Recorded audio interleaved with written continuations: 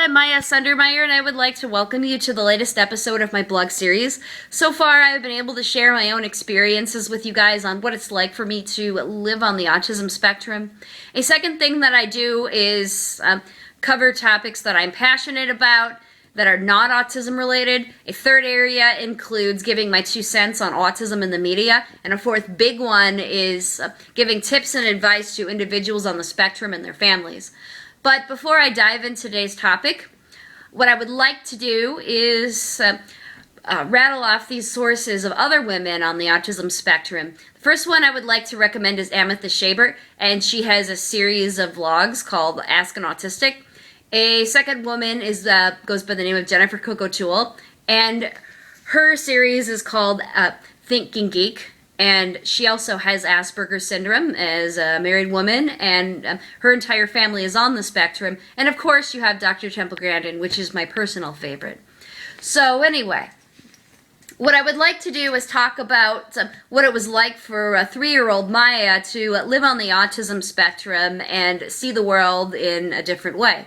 So what I would like to do is mention that I have an eidetic memory, and I can remember things up to 2 years old, which was back in 1983 and 1984. And I remember very specific details as to how I saw the world versus how other people saw me and how they treated me and how they handled my situation. And I'd also like to talk about how I handled the situations and how I behaved versus other kids. And I'm just going to share maybe 1 or 2 little details, since I would only like to keep this video at 5 minutes. So basically, my mom had been working at a daycare, and long story short, I had a problem with sneaking away from my own class and going and seeing my mom because she took me there as well. Well, the other teachers were disturbed at the fact that I kept chasing after my mom and hanging on her, and they decided that it was not a good idea for us to be at the same daycare anymore. So she sent me to another daycare, which was also a Montessori school like the one that she worked at. And I remember when we opened the doors that I was not at the same daycare because I realized that the carpet was different. And I remember getting into trouble quite a bit. I don't remember why I got into trouble, but I remembered that I got into trouble quite a bit. And even though I was a 3-year-old child, and I was properly potty trained, I had issues of going in my pants all the time, and it drove the teachers absolutely bonkers. And another big one that I want to talk about was I was learning how to take turns at 3 years old, which is something that Dr. Temple always talks about, is people on the spectrum need to learn to take turns. So when I was 3 or 4 years old, I used to sit in a group circle at least once every day, and there was a teacher there that would sing to market to buy a fat hog. And so what she would do is take various kids in her group around the circle, and she would dance with them, and she would go around the circle with them. And she did this to me as well because she knew it was one of my favorite things.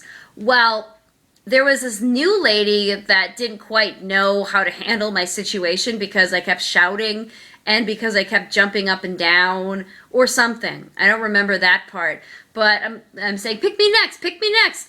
Excuse me, pick me next. And all of a sudden, there was this lady sitting next to me who was a staff member, and she was screaming no at me. She's like, no! I want to go up there. No! And it was like, I thought all of a sudden, hey, this is my best opportunity. It's being taken away from me.